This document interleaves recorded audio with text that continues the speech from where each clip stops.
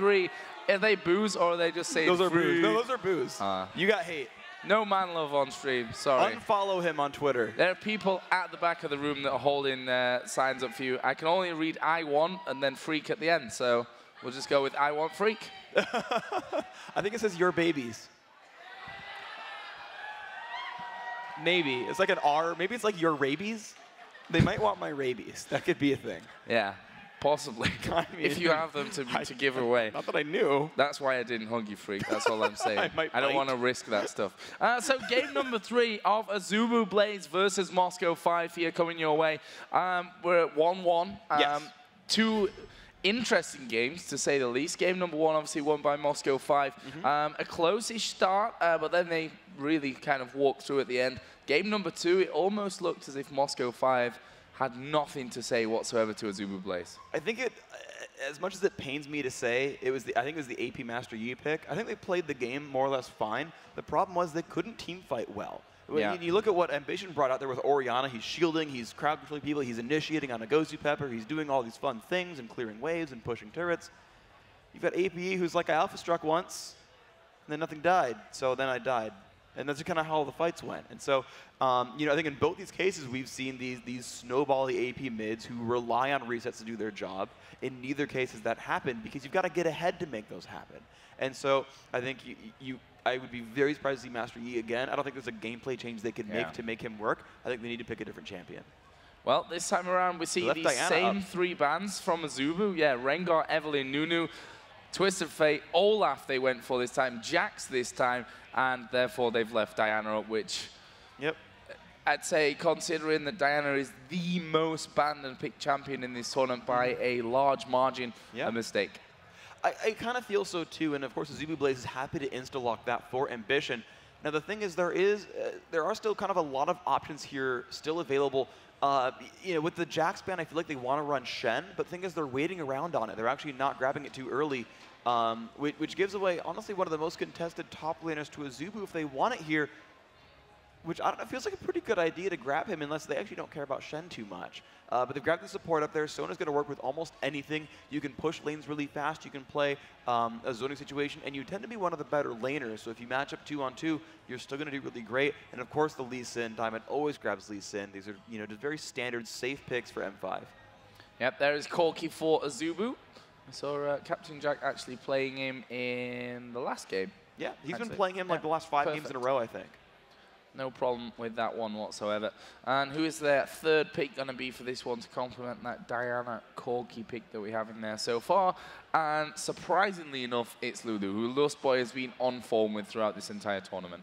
I actually asked him about it in the pregame chat. I was like, so you picked Lulu again? He said, well, they didn't ban it, I had to. It's like he's compelled to pick Lulu if it's available, and he won't allow himself to get anything else otherwise. And, I mean, she's been the most popular support this tournament, and for good reason. She brings a whole heck of a lot. She lanes well, she pokes, she can shield, she can trade. She brings out single-target crowd control, which is hard to come by in a support oftentimes, and is happy to run that. And actually, I like this Zyra choice here. I think they'll lock it in. They do. And this is something that we actually saw run, I want to say by, it was I'm going to fail and not remember who it was, but I remember it being run specifically. I actually want to say Pobelter for some reason. I'm not sure if that's true. But they ran Zyra against Diana and had a really good lane of it. And the thing is, Zyra is so good at disengaging and at defending turrets. The thing, you can prepare for a turret push, drop down 4 seeds and be like, Thorn Spitters, sup, and then they stop pushing. Yeah. We'll see how that one works out. There's the Ezreal pick, not really surprising either to come out from Moscow 5 when Azubu going in with that Corki. Those two pretty much like the AD carry scene, I'd say. Obviously, you get a bit of Graves here, a bit of Cogmore there, a bit of Ashe here, a bit of Vayne. But Corki, Ezreal are the big 2 still. Yeah, but the thing is, I feel like Corki's like inflated by the fact that just Captain Jack locks him in immediately every single time possible. I think that slightly biases the numbers, but you're right. These guys are very much after these highly mobile, long-ish range AD carries who can simply be safe from dive, which is very relevant here because they're up against a ridiculously amazing dive team. You've got, I mean, I can't hardly say it. It's Diana, Aurelia, Nocturne, Lulu. Like, they're going to crush whatever they feel like hitting. They could all pick the same target and go in on it. Their blinks can't miss. They click on a guy and reach him. and whoever they target is going to be in a whole world of pain. And the problem is they picked up Sona. Sona is not a super clutch support for the most part. It's a bit harder for her to set up these defensive situations, so they have to kind of tank it through with stats. If they do grab Kennen, I haven't seen that in a very, very long time, but this feels like a good comp for M5 BenQ. It's a lot of area of effect. It's really, really powerful. Renekton's a good choice as well. It works great against Aurelia. If you get ahead in the lane, you'll snowball ahead really, really hard. It could be a good match. Yeah, I'd imagine that's what they're going to go for, and there we go, locked in. And just to touch on these stats a little bit here, so before this tournament started, since IPL Face-Off, Helios played 12 games on Nocturne, won 12 games on Nocturne. Actually, we saw him yesterday playing Nocturne in, wait, I have to look, the TSM game, which they won 2-0. So he's actually even better stats than 13-0 on Nocturne. I'm not sure if he played it a little bit earlier in the tournament, so definitely better than 12-0 up until now. So Freak, we've got the compositions in here. Who's going to win this one? What's your opinion? I mean, I'm actually just going to ask you that question and then take it back and answer it myself first. Okay. Because I kind of feel I've got the same answer. I'm feeling Azubu for this one. I think their performance in game number 2 really puts them in a great mental position going forward. The fact that they've crushed Moscow 5, they bounced back after losing. They're going to be riding high with this one, and their lineup is insanely good. Their lineup is insanely good. And the problem is, I think I've wrongly guessed the winner like 4 or 5 games in a row now. Like literally I'm like, okay, who do you think's gonna win? And I'm like, it's gonna be TPA against Fnatic. It's gonna be TPA against Fnatic. It's gonna be Azubu in game 1. Like, I am terrible at this. So I'm gonna refrain because I'll just be wrong anyway. And then I'll just bias the game because the other team will win. Well, I did that with the Season 1 championships back in the day. I think I guessed every single game wrongly in a row. Cursed every single team that I went for, which I'm sure some of them were happy and some of them not so happy about. Well, here we go then. Game number 3, Moscow 5 versus Azubu Blaze. So you can see both of them there on your screen.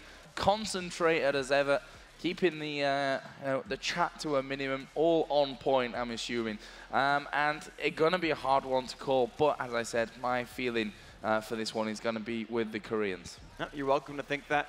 And just to recap these teams once more, it is crazy hardcore initiation and really good single target assassination, I should say, from Azubu Blaze, the blue team, the Koreans.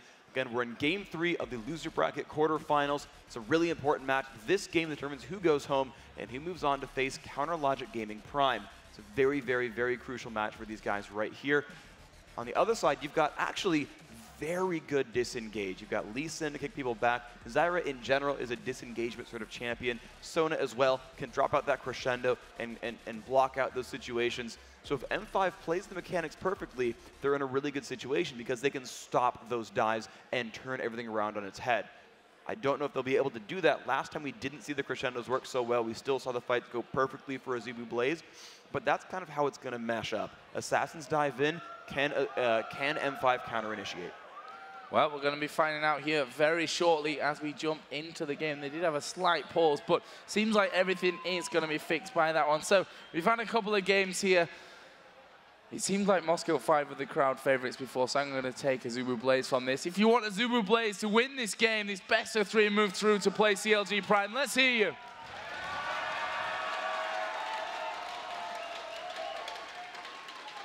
And if you want to see M5 BenQ win or just cheer again and be loud, let me hear you for M5 BenQ.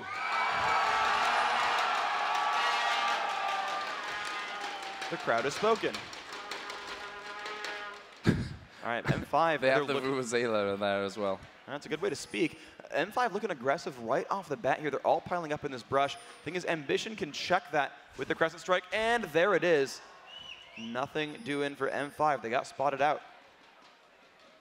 Yeah, not really ideal situation there for M5, but well played by Azubu, making sure that that is all safe up until now. We do have that one ward down at the bottom in the Tribush, so they can afford to stick with this 5-pack on the top side of the map. They're going to be trying to get a ward of their own down into the top side of the Moscow 5 jungle. We've seen them do it pretty much every single game, certainly obviously on that blue side.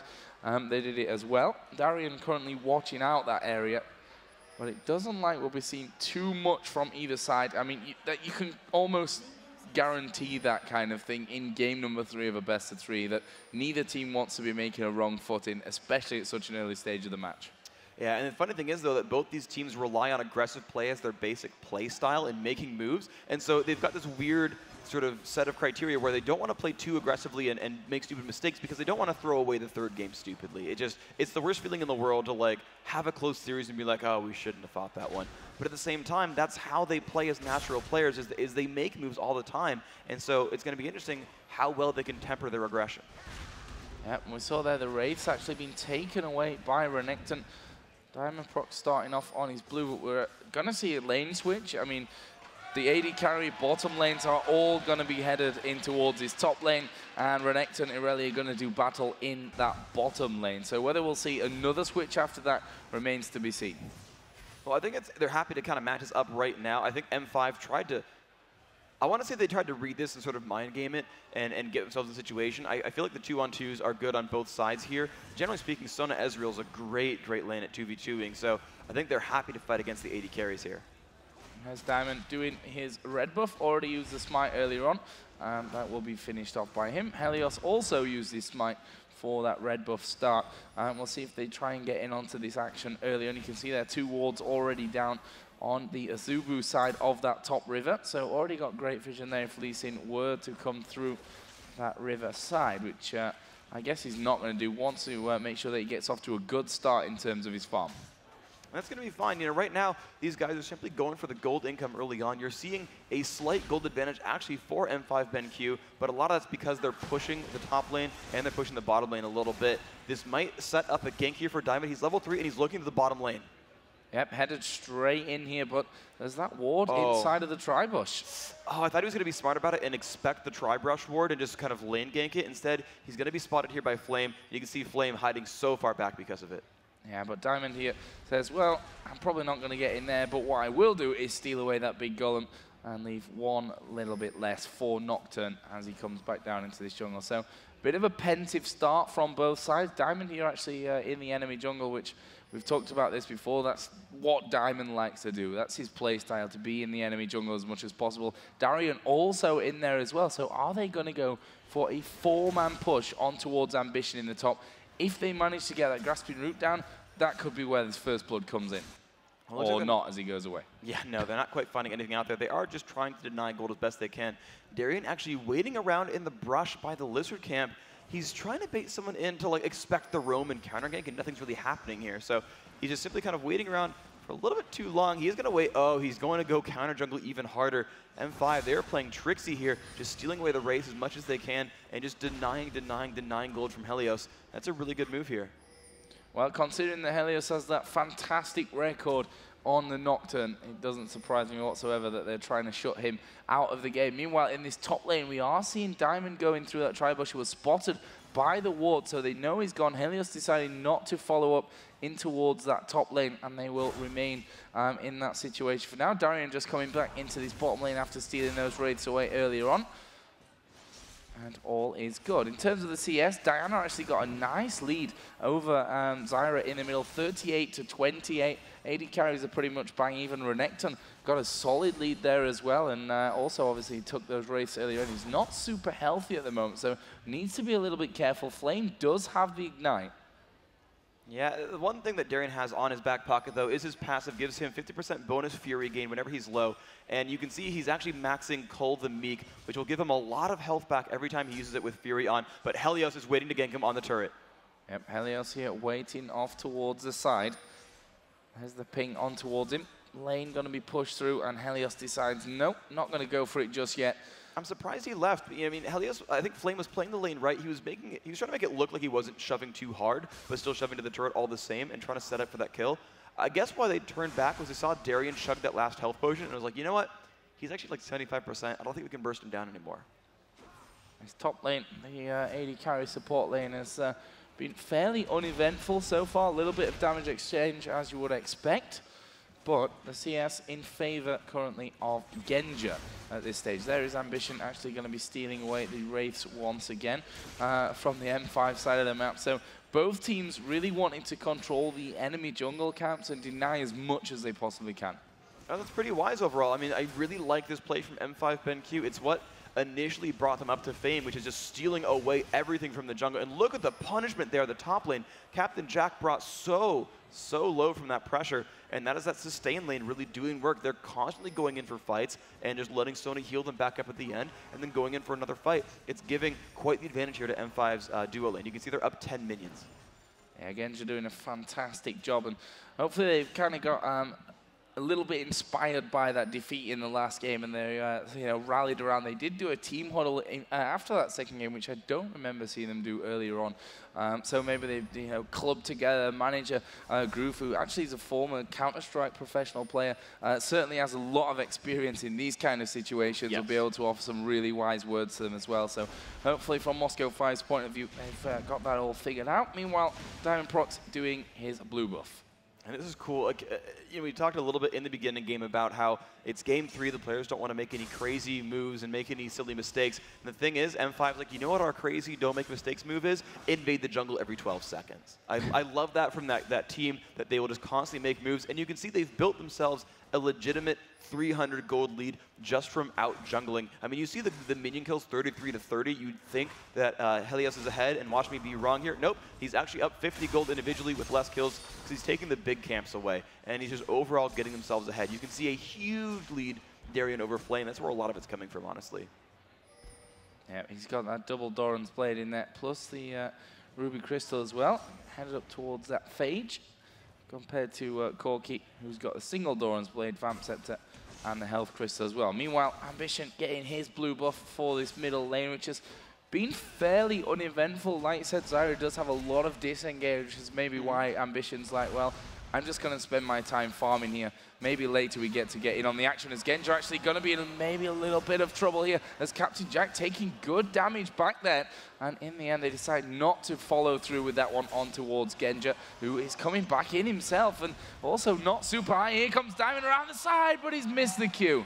That was a nice play there. They knew they had Exhaust Ignite, all their flashes up. They could happily bait Captain Jack in, trying to get him into a place where he would actually Valkyrie forward. Because if he did that, he'd immediately get dropped down, and Diamond would have made that kill happen. And so, you know, a nice attempt there. Couldn't quite make it work. The one thing, though, is now I think the mid lane's going to start gearing up. Pre-6, Ambition's not able to do a lot of things as Diana, and now that he has the blue buff, he can actually start spamming the abilities out and trying to push in a bit more onto Alex Ish. Darien having this free farm down in the bottom. 69 or 70 to 53. Come back in there with that Giant's Belt and the Ninja Tabi. Again, I'm guessing the Sunfire Cape's going to be the build here for Darien. When he plays, you know, a melee bruiser who wants to get into the mix, he gets that build together and just dives forward, and he'll just start just dropping health bars passively. It's a really good build there for Renekton. This was, you know, half smart from Ambition as he comes through there, wants to gank through the lane, and there's a ward put down right in the top lane by Gosu Pepper there. So great play, great vision from Moscow 5 to get that down, to stop those lane ganks coming in, warn them as early as possible, and Diana just going to be wasting that time. In fact, will in the end just go back from there, actually picking up the Sorcerer Shoes plus a Negatron Cloak first. I want to put out that Flame is psychic, by the way. He just walked up to that brush and dropped the ward literally 10 seconds before Diamond is like, yo, I'm going to lane gank this. And so he completely knows that Diamond's waiting around to make that happen. You'll see Darien slowly push the lane out, and then, no, he's going to leave. You know, either he found out that he was being sniped there, or he just simply realized that there wasn't an opening here. But a really nice move by Flame to keep himself away. Actually, take that back. Diamond's still waiting around. Yeah, they may end up trying to dive in here onto Flame. I mean, he's pretty healthy with those health pots running as well, as Helios is going to come in here onto Diamond. He dashes away quickly onto the ward put down in that tri-bush, and they stay safe. So 10.5 minutes in, still no first blood. We saw that in the last game as well. It was quite a while before the first blood actually came down, and it's going to continue that way, and therefore we're cheering for those ward clearing. Yeah, this is a really, really good set of moves, though. The thing is, Diamond's not been able to go for ganks very much because he's been focusing on counter jungling. He's been running into the jungle, finding things to kill off, and has been trying repeatedly to deny Helios and get him lower on gold. Helios just hasn't had anything available to him. They're actually going to jump in. There's Darien trying to escape the 1 versus 2. Looks like he's still on the run. Ignite is on, but he just runs too fast. That double dash getting him away. Burning Helios' ult, very useful. At the top lane, Captain Jack getting found out, though. The crescendo goes off. The wild growth, though, keeps him alive. Genja missing the true shot barrage, and he gets out, too. Yeah, that's the problem that Captain Jack has now in this top lane. If he ends up going low, crescendo plus a true shot barrage is a lot of damage very quickly. So needs to keep his eye on that one. did actually use his flash and his summoner heal there as well. So maybe some aggression going to come out in that top lane from Moscow 5 in the near future. Meanwhile, Diamond is also lane ganking again through that ward. So Flame knows he's there the whole time. And just spamming out, using the ultimate to try to keep himself in decent shape. Now, no Nocturne ult does help M5's cause, but Ambition, he's looking for the top lane. I don't think he passed through any wards. They're pinging on to go forward. Now he's been spotted, and Genja's like, I'm not going to walk forward toward you, so I guess I'll leave now. Well, here we go. Dragon started off. This is interesting stuff. They've seen Diana leave. Yeah, they know about it. Without that Diana going up there, being in the middle lane, they are going to be trying to take down this Dragon. There is Alex Ich coming in. Flame did have a peek, so he knows that Dragon is now underway. Can he get in there for a cheeky steal? No, he can't, but he's going to get in towards Diamond. Here comes the Zyra ultimate. Flame going to get knocked up, and is he going to get the kill? There's Darian chasing through. The Ignite is already down, and he gets the first blood, confirming the kill more than anything. Darian is maybe now going to have to back away with Ambition being there as well, but Moscow 5 picking that one up. That will give them a 2,000 gold lead. That was a great move by them. Genja actually under fire at the top lane. Ghostpepper trying as hard as he can to sustain him back up, simply maxing him a Valor, Aria of Perseverance right afterwards. Nothing in the haste buff there, clearing out the minions just in time to keep the turret up. That's going to go down next wave, though. Azubu will take first turret blood in a couple seconds. Now Ambition headed back in towards his middle lane. Let's have a bit of a look again at the CS and how that's been developing. Darian doing a great job against Irelia, 107 to 75. That is a big lead between these two, plus that first blood coming in onto him as well. There is that first turret going down in favor of Azubu Blaze. In the middle lane, 138 to 140, real even stuff between Ambition and Alex Ich. And the items there, Finish Codex plus the Chalice, there's the overall gold score as well. You can see 400 extra, pretty much in that middle lane. The top lane, though, is what is actually the bottom lane, but the Bruisers, at least, 1,000 gold difference almost between them. Yeah, that's just a massive advantage. And the thing is, that's really Renekton's core play style. He's so aggressive early on. He's got a lot of sustain, more than Irelia, honestly.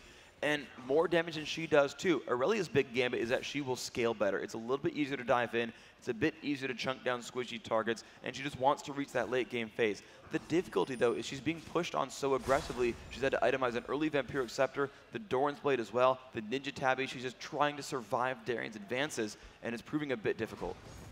Yeah, it certainly is. And he's got that health now and the damage extra in there with that Sunfire Cape, just to you know, really force the issue if needs be. Good damage onto that turret, already down to half health as Flame does come back into the line. Obviously, meanwhile, in the bottom lane now we have those the AD support lane coming back down into their more normal habitat of that bottom side. Well, it's a good situation here, I think, for Azubu, because they got the first turret. They're happily, I mean, it's kind of shown, even though they're not winning in minion kills, they're clearly out-pushing M5, and so they're going back to the lane where they can push out and pick a new turret. Oh, wow. Ultimate used there by Diamond Prox, actually, to knock Ambition away. Didn't fancy spending too much time getting to know him there by those wraiths. But in the middle lane, we do have three of them. Zyra, Lee Sin, and also Renekton waiting in the wings. And they're going to go for their first turret here on Moscow 5. Are they going to be able to take this one down? That middle turret, always a valuable. And there we go, taken down. Nice work from M5. Alrighty, and on they move forward. They're actually going for aggression at the bottom lane here. A bit of damage on the Ghostpepper. And it's kind of crazy how Azubu does it, because I know I keep repeating it, but it's just true. They don't have sustain there, and so any damage they take tends to stick to them, but they're still able to go forward and put a lot of damage off onto the opposite team and try to set up ganks and try to set up offensive situations. And it's actually, to be honest, working for them. Yeah, and the good thing now for Azubu as well is that Summon Heal is back up, Flashes and Exhaust overall are back in there after they were burnt in that top lane. So they are safe again for a little while, but still Ezreal got that edge with the creep score. And that is useful, and you can actually see the gold difference, about 500 between the two AD carries. Genja in the lead, most of that being the Dragon kill, giving him 190, and then of course the minion kills you saw. Wow. Oh man, Helios, nice try looking for the pressure. Won't quite get that onto Alex Ich. We've been singing Helios's praises the entire day of his Nocturne, and that was like the easiest Q that he'll ever miss. But still, what you're going to do is he is going to dive in here on towards Genja. Are they going to be able to lock him down? There's a good crescendo, but they're in there. Diana coming down, gets the 1 kill. Will he be able to finish off here onto Genja? He's going to back away. But nonetheless, kill is a kill, and that will bring us back to 1-1. Alex Hitch now coming down as well with Zyra. Needs to be, I was going to say, doesn't really know where they are, but there was a siege minion running all the way through the bush with them as well. That good old moving ward. Actually, here comes a little spat. Oh my gosh, the burst damage. Helios falling over. And now he's going to keep going for the pain, dropping low. Diamond lands it. That's going to be 1 kill. He flashes forward, slows down Captain Jack. He's going to keep the moves going. Has to flash away from the grasping roots. Wise choice, Captain Jack. But look at that counter gank.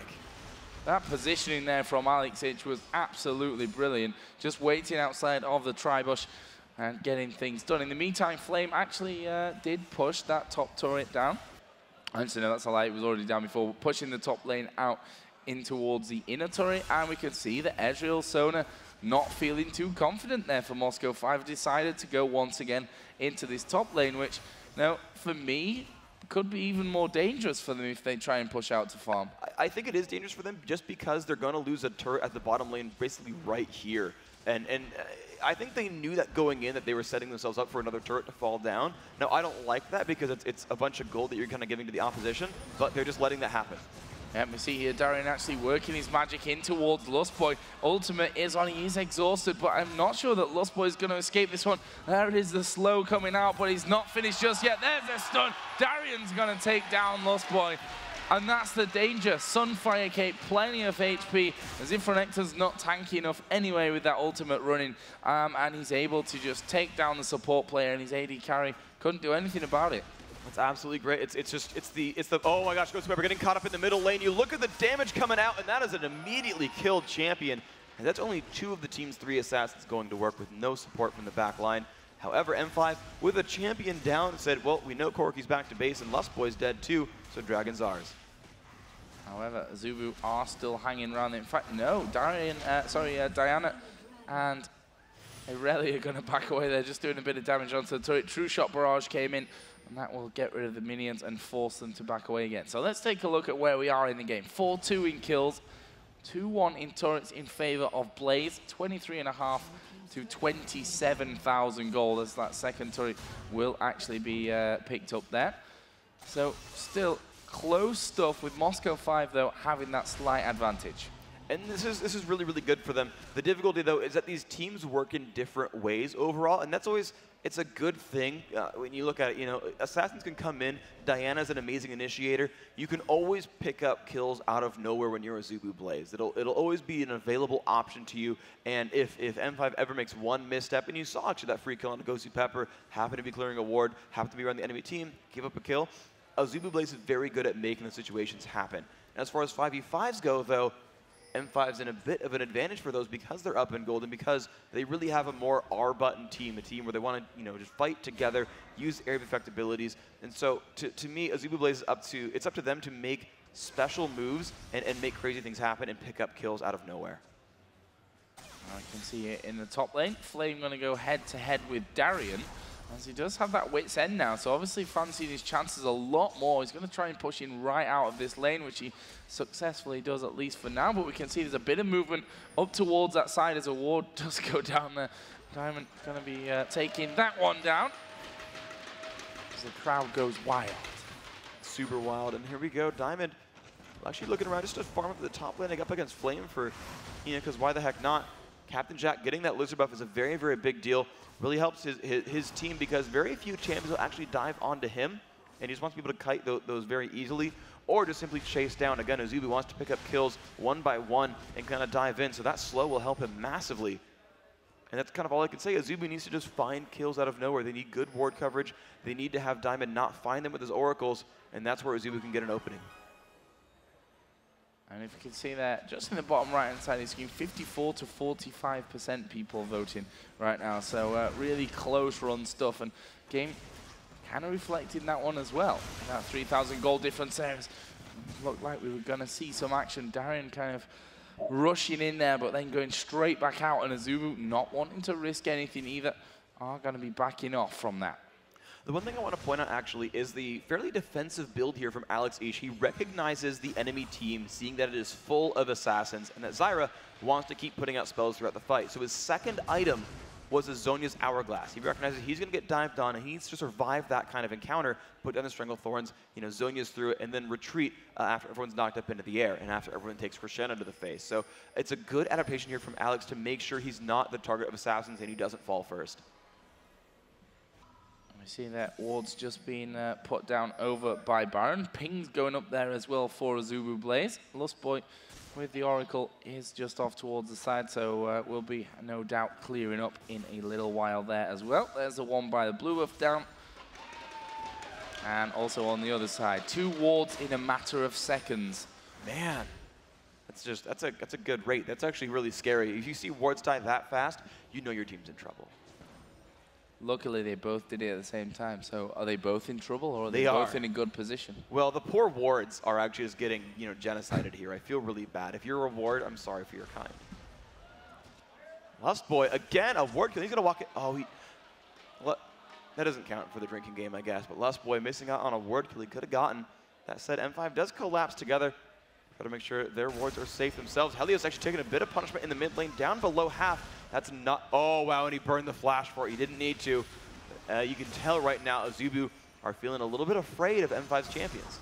Yeah, and with this Darian in there, they probably should be able to, get in onto those turrets nicely. They have decent shields in there with them as well, but they're not going to go for that one, knowing that Azubu may just decide to dive right in on top of them with that composition that they are holding. Look at this Ambition off to the side. This is like the perfect position as well for Ambition to go in. If he manages to catch Gosu Pepper, for example, that's where things really will kick off for him. I don't think they can burst down Gosu Pepper before he can ult, though. They don't have a major, they don't have like, Cho'Gath or something, or an easy point and click stun. If they, unless Lustboy like flash whimsies, they can't kill Gosu Pepper before he hits Crescendo. I would not want to go for him first if I was Azubu whatsoever. Thing is, they don't have a good target as a problem. Diamond and Darian are both pretty tanky. Alex each has Zhonya's. Genja can jump out. He's got Flash and Arcane Shift up. The sad thing is, there's not a good target here for Azubu, and a lot of it's because he picked up Zhonya's. 2,700 gold the difference here. The lead for Moscow 5 in game number 3 of this lower bracket quarterfinal. I'm still not sure if it's technically a quarter or a semi-final. I'm pretty sure it's a quarterfinal. We're top 8 at this point, yeah? Just going to call it a quarterfinal. There we go. And yeah, all tied up, 1-1. Winner of this game will go on to play CLG Prime. Loser will be going home. It's a long trip for either of them, to be honest. Yeah, sure. But, you're seeing them, at this point, one of the things we actually talked about in general in this tournament is international teams traveling far and jet lag being a factor. And a lot of people could have, sort of said, well, my favorite team didn't win because of the long travel times. But at this point, these teams flew in by Tuesday or Wednesday. It's now Saturday. These guys have got to have acclimated to their environment by this point. These guys are absolutely putting on their A game, and you're seeing them, they are a little bit cautious here back and forth, but they're really putting forth their best effort, killing out wards as often as possible. And you can see M5, once again, they're posturing. They want this dragon. They're a little bit split up, though. This could be a very dangerous place. And actually, the best thing for Azubu to do is actually come in from multiple angles and not all take Crescendo to the face. Well, Moscow 5 seem to realize that. They saw Nocturne coming around from that backside, and they've backed away from that dragon, but they don't want to be losing positioning of that. And as I say, they do decide to go back down towards the dragon pit itself. Check out what kind of vision Azubu have actually got there. There is that one ward, I think, in the back of the pit, maybe. I can't actually see that because all their icons are over the top. But here we go. Alex Itch going to get dove on. There is the Lulu ultimate. Zyra ultimate going in as well. Wasn't super effective. And Alex now may just fall from this one. Helios was trying to get the damage down. Look at Ambition being blown up. A double kill coming out. And it's currently a 3-for-1. Azubu have to run away from this one. Captain Jack actually coming back in from that bottom side. May just help them out. But Flame going over the top of the wall onto Darian, gets the stun in there. There is the kill. Flame on a killing spree, and that is 4-for-1. Doesn't get much better than that from Azubu's point of view. That was excellent and exactly what they needed. One of the major assassins, Flame on Aurelia, managed to skirt most of the major crowd control. He was able to dive in, kill Sona for, I mean, they didn't need to kill Sona at that point, but they killed him for the gold after Crescendo was burned. Immediately got the turn to Genja. Genja had nowhere to go, had to flash out, didn't matter, still got picked up. And Mission actually found the right targets. He actually forced everything out of Alex Ish early on, and he got Stranglethorns only on 1 or 2 champions, and that's the real risk here. They all came in from different sides. The ults didn't hit more than 2 champions each, and suddenly that's the wheelhouse for M5 gone. That area of effect crowd control is not really all that effective anymore, and everything got picked apart by single target damage. It was a great fight. Yeah, 2 turrets taken from that as well. Helios taking out the outer middle turret, plus that inner bottom turret was taken as well, straight off the bat. So let's have a look down the items there, which obviously have developed since we did have a fairly long standoff there. As I said earlier, Wit's End on Irelia, Phage in there as well, compared to Renekton's Morve Mortius, plus that Sunfire Cape and a Kindle Gem. In the middle lane, we have Abyssal Scepter, Zhonya's Hourglass in there, plus another Chain Vest for Diana, and for Zyra, it is the Zhonya's Hourglass. Second Needlessly Large Rod going up towards that Death Cap, and the Athene's Unholy Grail. For the AD carries, both got a Trinity Force up till now. Ezreal actually got the Chain Vest in there. Corki going that bit more extra damage with the pickaxe. This is something that M5 does really well, is they're very, very adaptive in their builds. They realize they're up against assassins, so you saw the early Zonias from Alex Ish. You're now seeing an early Guardian Angel coming out from Genja because he needs it to survive Aurelia's damage output. The difficulty, though, is it's going to allow Captain Jack to scale up in damage. And the one thing I actually don't like is Darien going for a Spirit Visage next to sustain better, because what he really needs, I feel, is a Last Whisper to actually crush down onto Ambition, who's got a lot of armor right now. He's going to have Zhonya's and GA. He needs to be that assassin that, he needs to be more than just a tank here, Darien. I think he actually needs to put out damage output himself, because Alex is not going to be able to. He's going to be so defensive and pushed so far back. They need someone actually wreaking havoc in the back lines. And there's Guardian Angel just bought out outright by Aurelia. And that's and the thing is, it's crazy too, because the build from Flame is, you know, he's just like, you know what, screw it. Wit's End's going to give me attack speed. Phage will let me slow things down. I need to be tanky. Let's do this. And this really, really allows that team to dive forward. And honestly, building tanky on Azubu lets them shrug off that initial burst from the area of effect and just continue on from there. Again, in both these cases, these teams are making great adaptations. Both teams here posturing around that Baron area once again. Diamond Prox with the Oracle, gonna walk into the bush, gets himself a ward. Woo! Will even just for effect there, dodge out to his own at the end. It's cute to watch, it's fun. Like he needed to. Well, here we go then. Azubu actually pushing in. They're going to grab on towards Gosu Pepper. This could be bad. Nocturne going to go in there. That was a decent crescendo coming down. Actually, they're getting hit here by Alex Ich. A good amount of damage from the back. What a play out of Alex Ich. They didn't expect that one whatsoever. There's a Zhonya's Hourglass pop by Ambition, but is he going to go down before picking up anyone else? Yes, he will. Moscow 5 in the end. Don't lose a single man. They pick up 3. That may even become more here as Flame backs away. He obviously does have that Guardian Angel. And Moscow 5 say, right then, we've got the man advantage. We've got plenty of health. Let's go back and take the Baron. That's definitely their Baron. I don't see anyone stopping that. And the one thing to point out for that fight was Gosu Pepper's Crescendo that was used defensively actually caught Captain Jack's Corki just by the corner of it. And Darien played his job so well. He's not a champion who peels. He's not someone who's going to be defensive and keep your team alive. He's going to go run in, be a crocodile with a gigantic axe thing, and kill everything that he possibly can. He jumped onto Captain Jack. Jack couldn't even flash out of that fight. He burned heal. That wasn't enough for him. Got crushed out by Darien's significant damage output just because the Crescendo barely managed to land. Really, really nice fight there. Yeah, and Alex Ich coming in from the side, which I don't think Azubu expected in a million years there. I think they thought that Alex was somewhere else on the map. He comes in there at the side, manages to get the ulti, plus the roots in there. Great burst damage, as we've seen from him a little bit earlier on as well. And they try to take down this inner turret, obviously with that Baron buff on now. The extra stats, the regen, and what have you is going to give them a lot of time to get in there and be picking up more turrets. In terms of turrets themselves, Blaze still have the lead. Gold, Moscow 5 obviously with those good kills earlier on. It's a 2-kill lead for them, plus taking out that Baron. They are now a 4,000 gold up.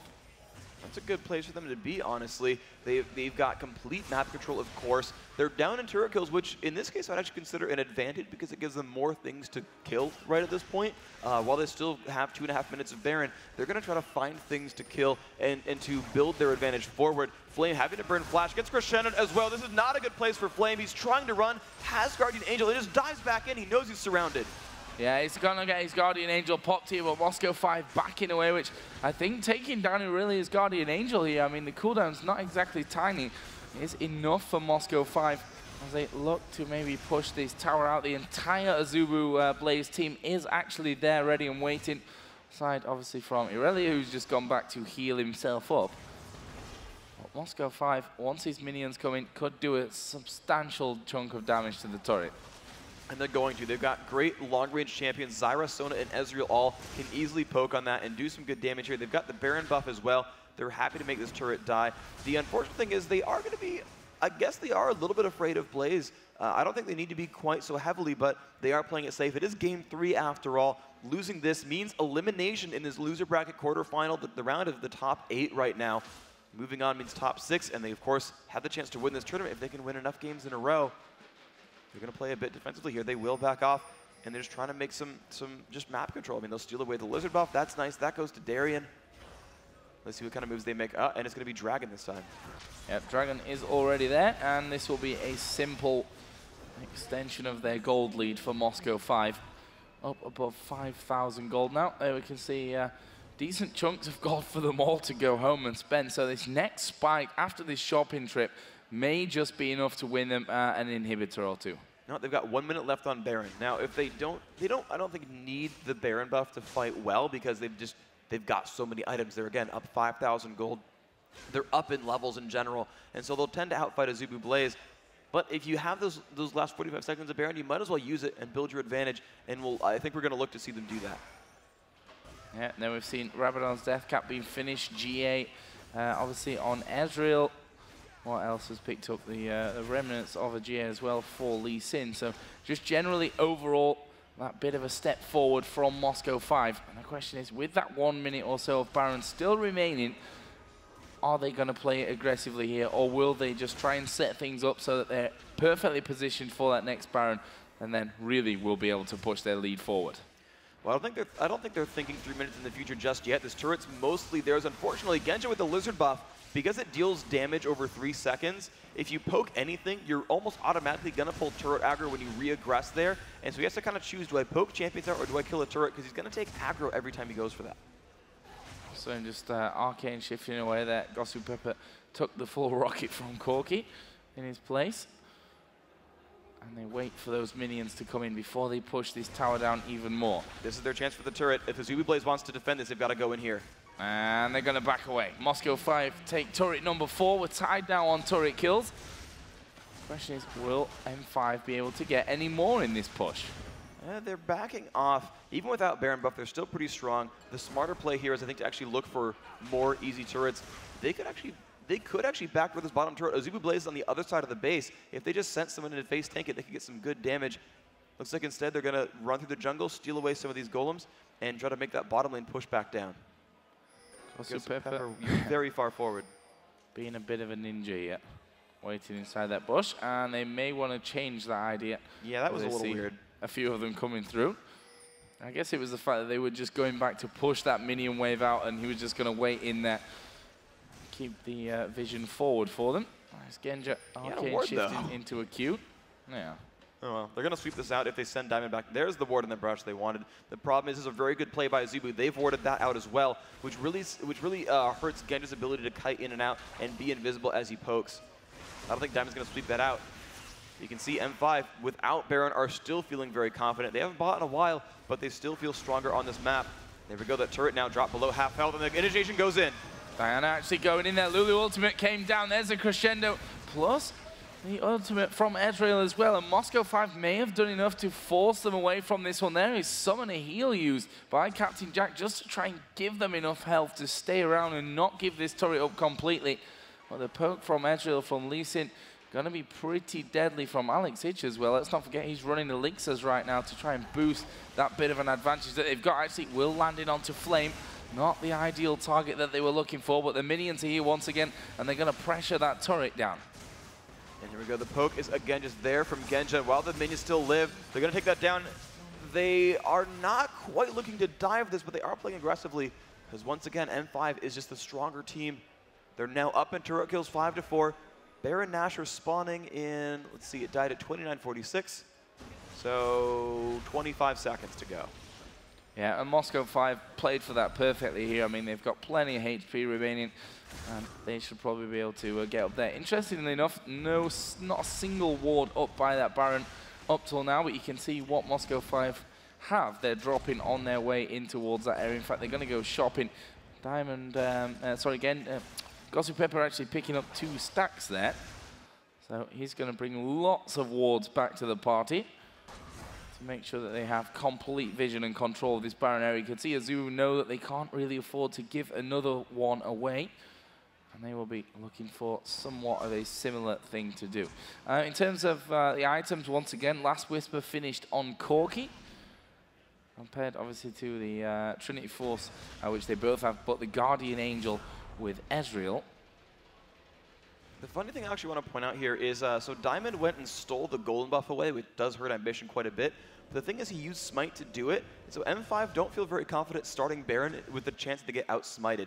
This is what Fnatic did against Taipei Assassins, is actually, they knew they were winning, but they almost refused to Baron at risk of it getting stolen away. It's a good place to start fights and force the other team to walk into you. But the thing is, they're happy to go for turrets and play that siege as well. I don't really expect Baron to be the easy play here for M5.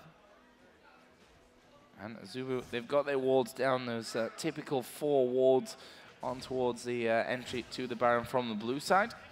And they're quite happy now to back away, knowing that they'll see whatever Moscow 5 decide to go for. Here we go then, Diamond actually working his way in there. Are they going to push for a kill? They may have been able to catch Flame out there with no turret directly behind him. They want to take away this Lizard buff.